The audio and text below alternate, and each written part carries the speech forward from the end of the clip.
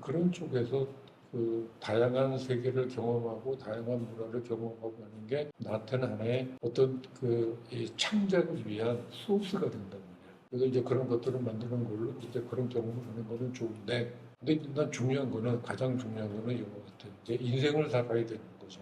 내가 원했던 안 원했던 세상에 태어나서 이제 생명이 닿을 때까지는 이제 살아야 되는데 어떻게 살 거냐지, 그지?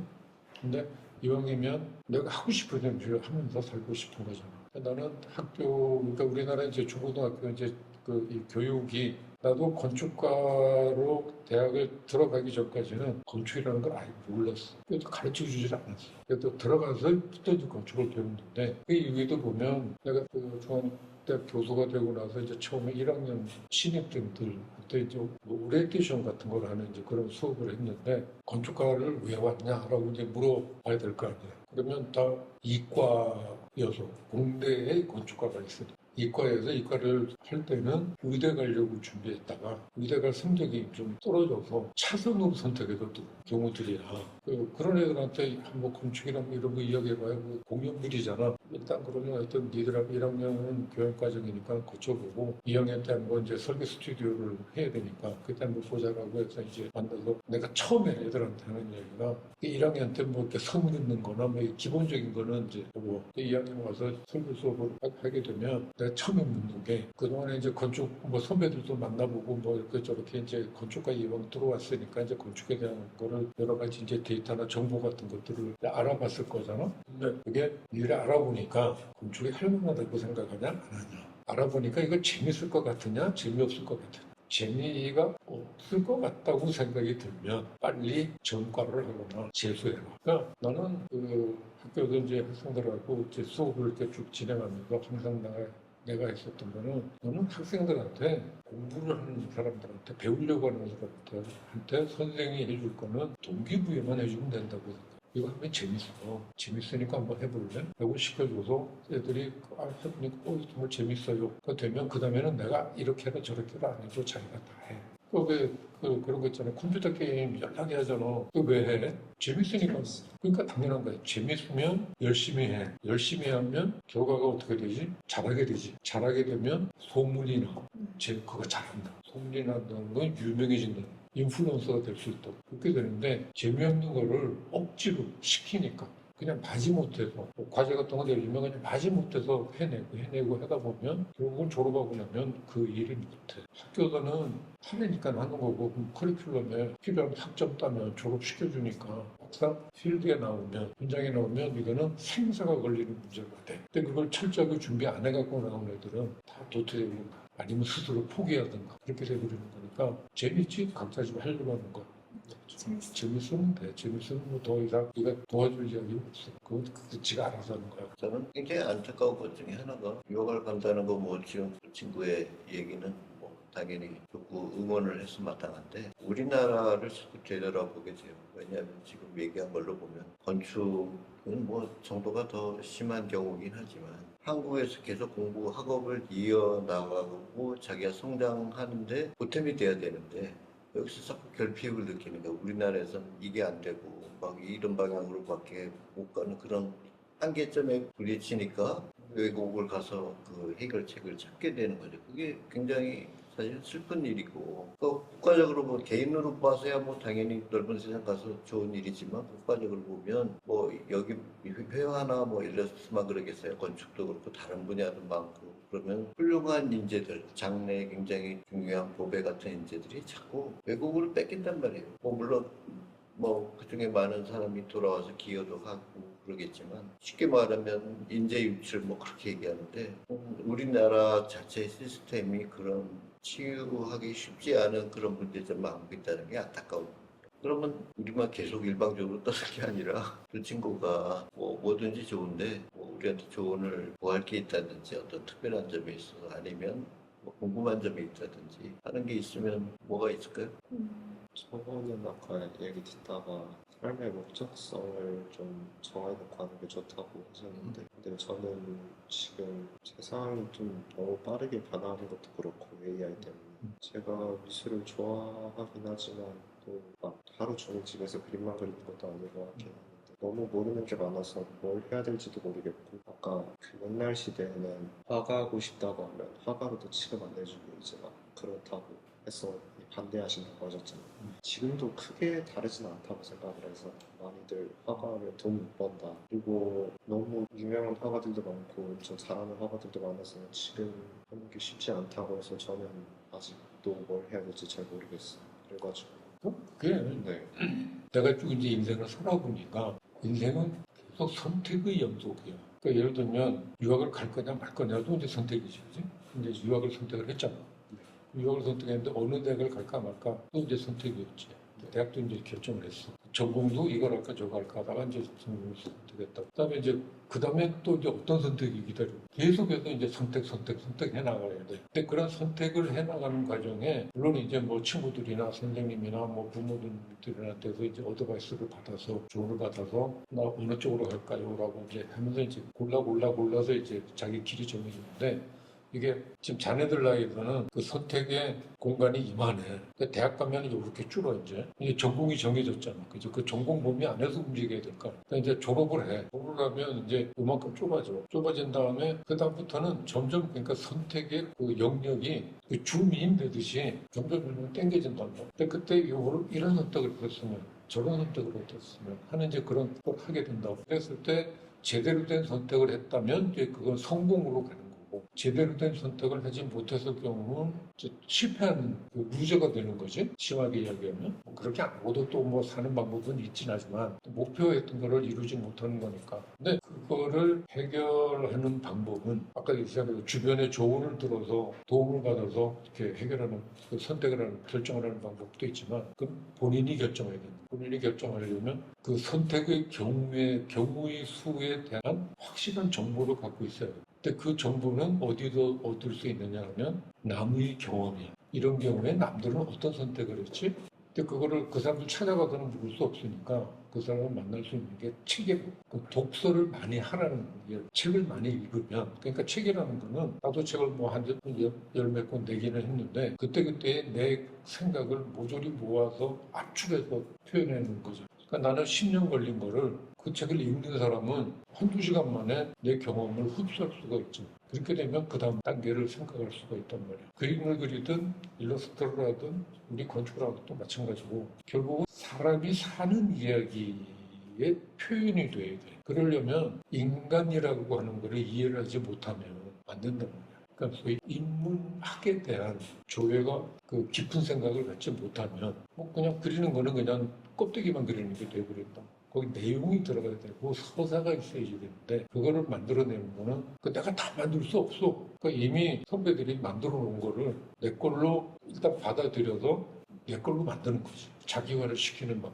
그런 걸로 해서 이제 그걸 해야 되는 거야. 근데 우리 지금 그 입시 교육 하는 거 보면 그런 거에 신경 쓸 새가 없이들 그냥 수학 문제 풀고 그 공식 외우고 뭐 연대 외우고 이런 걸로 끝나버리는 그렇게 돼서 막 그걸로 또 이제 뭐 누가 암기력이 좋으냐 안 좋으냐 가지고 그냥 성적이 결정돼 버리는 그런 식의 공부를 했단 말이야.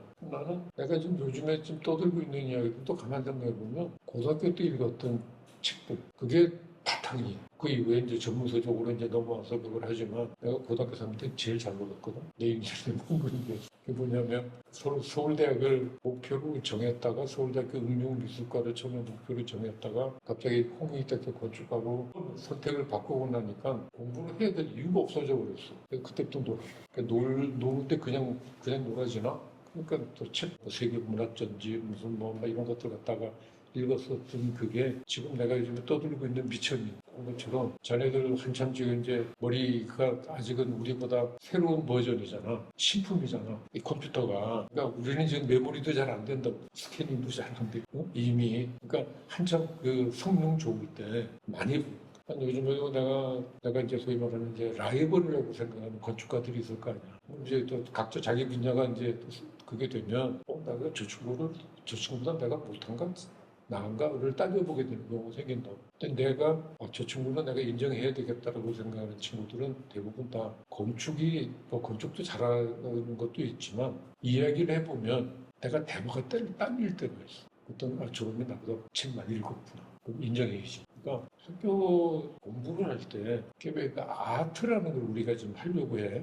아트라는 걸 해야 되는데 아트의 어원을 따지면 아트는 처음부터 예술이 아니고 기술이에요.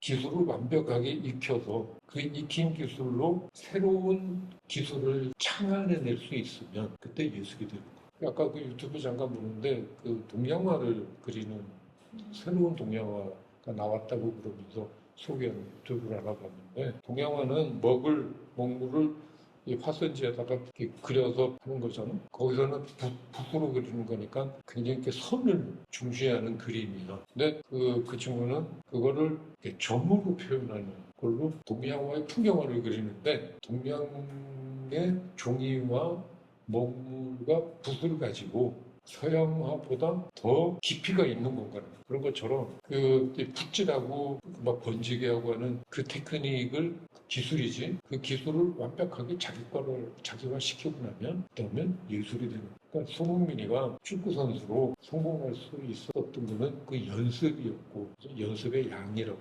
연습의 양은 소위 말하는 기술을 익히는 거죠. 그 기술을 익히고 나면 그다음에 남의 기술을 압도해 버리면 내가 마음대로 슛을 할 수 있게 되는 것처럼 그러니까 그 기술을 연마하는 과정을 하고 그다음에 그런 이 어떤 물리적인 기술과 더불어서 정신적인 데이터베이스 요즘식으로 이야기하는 데이터베이스를 얼마만큼 갖고 있느냐가 자기들이 앞으로 이제 창작해서 만들어내는 결과를 결정을 해요. 아무 생각 없이 그림 그려지니 건축은 되게 여러 가지 얼굴이 있어요. 순수예술하고 좀 다르게. 왜냐면 아까 그런 건축도 순수예술이라고 부르시던데 그런 면도 있죠. 응. 그런 면도 있는데 이제 우선 그걸 생각을 먼저 해보면 우리가 건축이건 예술이건 현대적인 어떤 프로페션으로 자리 잡기 전에 원초적인 성격을 보면 다른 영상에서도 잠깐 얘기했지만 결국은 작가 자신의 표현이 아닐까. 예를 들면은 글 쓰는 작가 같으면 글을 써서 자기 생각이나 어떤 걸 이상형이나 뭐 이런 걸 표현하고 어떤 사람은 그림을 그리고 어떤 사람은 음악을 작곡해서 음악으로 자기를 표현하기도 하고 조각을 하기도 하고 그러면서 이제 생기는 건데 건축이 다른 점은 건축도 저는 마찬가지라고 생각해요. 건축이 집을 짓는다가 아니라 어떤 집을 짓고 집을 만들기 위해서는 어떤 공간을 자기가 창조를 해내야 되고 그 공간에다 어떤 성격을 부여할 것인지 고민하고 만들어내는 그 과정은 일반 예술 작가하고 다르지 않다고 생각이 드는데 가장 다른 점은 뭐냐면 건축은 쓸데없이 사회성을 띈다는 거죠. 자기 혼자 만족해갖고 되는 게 아니고 작가는 막말로 누가 이 친구 그린 그림은 나 보기 싫어 마음에 안 들어 그럼 안 보면 그만이거든요.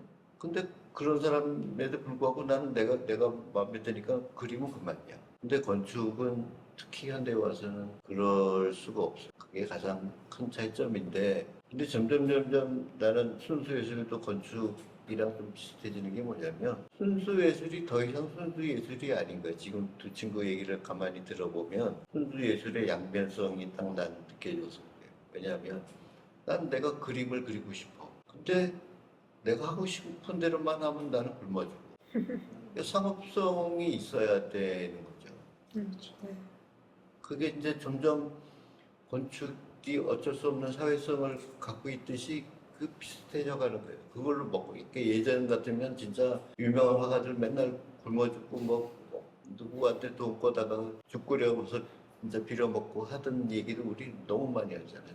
근데 현대 와서는 그런 걸 강요할 수도 없고 또 특히 어떤 몇몇 작가들은 상업적으로도 성공을 한단 말이에요. 건축에 그런 얘기 있어요. 재밌는 게 저기 우리 직원도 있지만 건축 직원들을 보통 크게 두 부류로 판단을 하거든요. 하나는 생계형 직업으로 회사를 다니는 직업, 또 다른 한 부류는 취미형 직업으로 다니는 직업. 이게 자세가 약간 달라요. 똑같은 직원인데 그거는 뭐 어디 명찰을 붙이는 것도 아닌데 하는 짓을 보면 아는 게 뭐냐면 생계형 직업은 나 몇 년 차 됐으니까 월급 좀 더 올려줘. 내 친구는 얼마 받는데 뭐 이런 거에 관심이 물론 나쁘다 좋다를 떠나서 이게 삶의 방향이 그렇게 가 있는 거고 다른 친구는 뭐 월급을 많이 주면 뭐 당연히 좋아하겠지만 그게 주 관심사가 아니야. 어떻게 하면 내가 이거를 함으로 해서 내가 성장에 도움이 될까? 아, 이거 너무 재밌는데? 그럼 누가 시키지 않아도 막 밤새고, 아, 나 이거 더 하다 갈래요. 막 이러고 그런단 말이에요. 그러니까 그 얘기는 뭐냐면, 둘이 나 전공은 뭐 할 거야? 하고 하지만 결국은 두 가지 양면성을 숙명적으로 가질 수밖에 없고, 내 무게중심이 어느 쪽에 가 있는지를 본인 스스로 판단을 하면 난 도움이 많이 될 것 같아. 내가 먹고 사는 게 정말 중요한 거, 이거 놓칠 수 없어 하는 건지, 아, 나는 그림이 너무 좋아. 뭐, 이쪽 방향인 건지, 그 좋으니까 이제 선택한 거야. 그렇겠죠. 그지? 좋고 재밌으니까. 그지? 그럼 나는 건축도 파인아트라고 생각을 하는 게 뭐냐면 저게 지금 내가 만든 건물이야. 응? 나 닮지 않았어?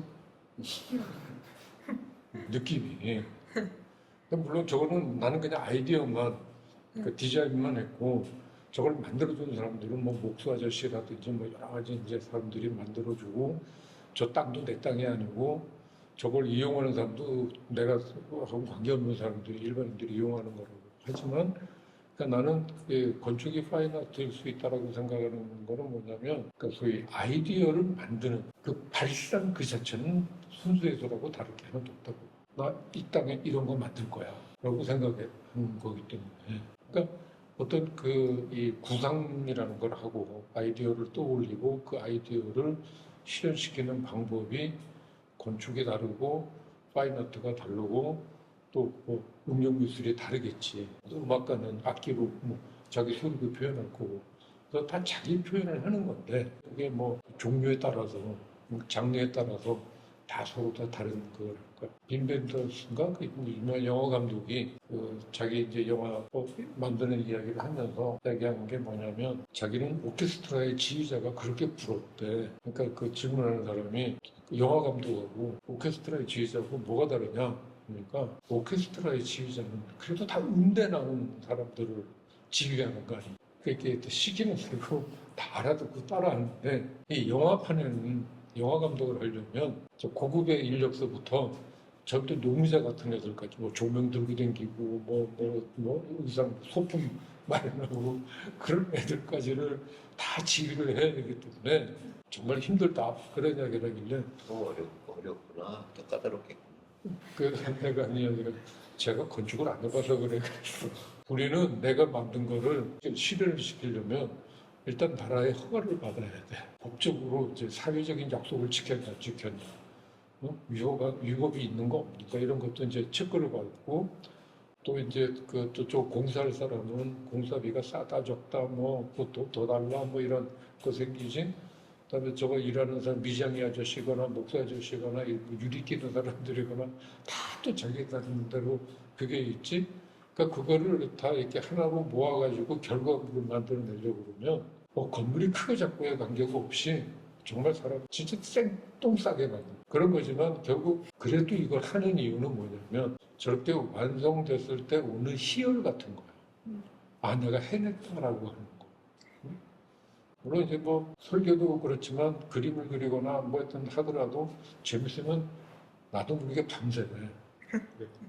나도 뭐 하다 보니까 바깥으로 후원해줘. 아이고 네가 밤새구나 이제 그런 생각이 들 때 그렇게 됐을 때 이렇게 확 오는 그 내가 해냈다라는 그 느낌 있잖아. 그러니까 나는 그걸 그 예전에 라스베가스에 가가지고 그 놀러 간 게 아니라 자료조사하러 라스베가스를 갔다가 호텔에서 들어갔는데 거기 막 잭팟 슬롯봇이 그게 있어가지고 했는데 그날 뭐가 잘 됐는지 이 종이컵에 동전이 막 쌓였어. 그래갖고 아 이거 이제 현금으로 바꿔갖고 올라가서 내일 뭐 맛있는 거 사 먹어야겠다 그러고 올라갔는데 저쪽에 엘리베이터 타려고 하면 로비를 이렇게 지나가는데 로비 한쪽에 이렇게 막 이렇게 스팟 조명이 된그 슬롯봇이 한 대가 딱 있는 거야. 약간 난을 높여가지고 저건 뭐지? 그러고 이렇게 보니까 거기에 들어가 있는 돈의 총액이 이렇게 써 나와. 이렇게 그 감옥 가다가 이렇게 신문에 나는 게 라스베가스에서 그거 터뜨렸다는 사람들 이야기가 한 번씩 든다고. 벼락부자가 되는 거야. 그거 터뜨리고. 저런 게 있어? 그랬는데 어차피 지금 공짜로 벌었잖아. 시간 즐기면서 이제 놀면서 이만큼 생겼으니까. 그래가지고 늦기 시작을 했다 다 털리고 잠깐. 그러면서 계속 땡길 때마다 터져라 그러면서 이제 땡기. 근데 그게 잭팟을 터뜨렸을 때 그 느낌, 그런 걸 상상을 해보면 저런 건물이 완성됐을 때 내가 나 혼자만 느끼는 그 희열 같은 그런 걸 거라고 생각해요. 그래서 어떤 그림을 그리거나 아니면 무슨 창작 같은 작업을 할 때 내가 어떤 의도를 갖고 그걸 해서 했는데 뭐 가다가 보면 뭐 중간에 틀리기도 하다가 다시 뭐 지우고 새로 그리기도 하고 막 그러겠지. 그랬는데 나중에 드디어 내가 원하던 게 만들어졌어. 그 주변에서도 인정을 해. 정말 좋아. 그 인정을 받았을 때 오는 그 느낌, 그 순간 때문에 일종의 그게 그 모르짐 같은 것 같아. 마약 같은 거야. 거기에 중독이 돼야 돼. 그래야 열심히 하게 되지. 그렇지 않으면 그런 거 없으면 뭐 원숭이 보고 페인트 주고 그리려고 그럴 때 그린다고 그림. 그거하고는 다른 차원의 이야기가 되려면 그런 정도의 그걸 가지고 하면 성공할 수가